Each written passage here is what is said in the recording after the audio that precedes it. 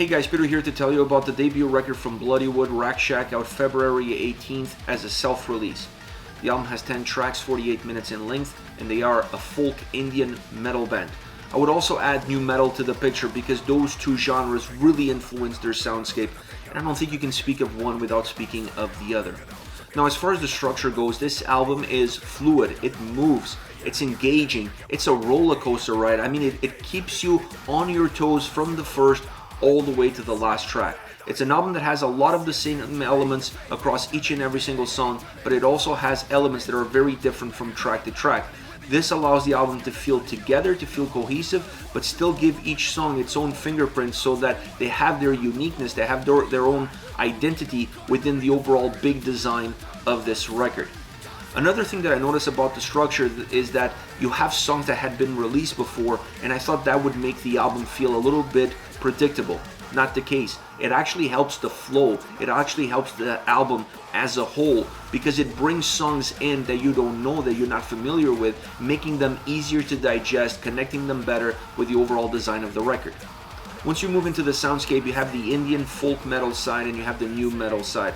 On the Indian folk metal side, you have those traditional sounds, those traditional instruments that really become the calling card of this band. It becomes their DNA, and I love the fact that they bring their culture into the forefront, allowing that culture to influence directly their sound, their image, who they are as a band, and have that permeate throughout the entire record. Sometimes more in one song, sometimes less, but it's in there across all 10 tracks.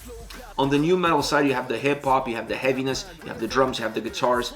And let me tell you, the drums on this album sound phenomenal. It's not a one-size-fits-all approach. It really goes where the songs are going. Sometimes heavy, sometimes a little bit grounding the album as far as the experience goes. Sometimes expanding the footprint of the record. They just have a lot of mobility. And the life that this album has, and a huge part of it, is due to the sound of the drums and how they come across song in and song out. And the same could be said for the guitars. I know when you think of Bloodywood, guitars is probably not the first thing that comes to your mind, but the guitar playing on this record is outstanding. Great guitar sound, great movement, great quality, groovy, melodic, heavy, just a little bit of everything, giving a lot of texture, giving a lot of volume and a lot of substance to the overall soundscape. This is a record that has incredible sound. Considering it's a self-release, the sound quality is phenomenal. And when you think about the Indian folk metal side, and you think about the new metal side, there's a lot of moving pieces here. So creating a soundscape that, while big, while robust, still allows you to be able to digest each and every single element. It has a crisp sounding experience. The best compliment I can give this album. Now, once you move into the vocals, you have also the break here. You have the new metal side with the hip-hop, you have the Indian folk metal side with a more traditional approach, heavier vocals in indie, so it's a different vibe. I gravitate more towards that approach because I felt like it worked well with the overall substance, with the overall record. It helped also create some heaviness, create some volume, make the vocals feel more impactful. When it moves more into the hip-hop side, I didn't mind. I liked the approach and I liked the tone and I liked the delivery. At times it just felt like it was a little bit too much and they overplayed that card. And when you overplay a card, something that sounds great and something that it's great in itself could be too much of a good thing. And I felt like that's exactly what happens on this record vocally. Now, overall, this album is incredible. And you think about self-release, once again, the great quality of sound, merging these two very different worlds together in order to create something that's unique to the band. That is something that's very important and something that should be enhanced and something that should be praised. I also felt coming into this band and coming into this record specifically, maybe perhaps there's a little bit of a novelty here. After listening to this album, I don't feel that way anymore. This album showcases the quality that they have as musicians, what they're trying to achieve as far as their sound, their DNA, who they are as a band, and it all comes together under one single record.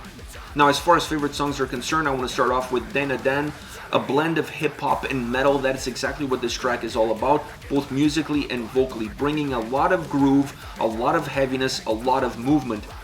It's a very energetic, it's a very dynamic track. The folk influences are sprinkled in, perhaps not as much as the overall new metal vibe that this track has. So it's a song that has a little bit more heaviness, that has a little bit more metal, less folk, but folk is still there, enough to give a little bit of a taste, a little bit of a flavor, a little bit of an aroma to the overall song. But great sound Great experience, great track all around. Like I said, very energetic song.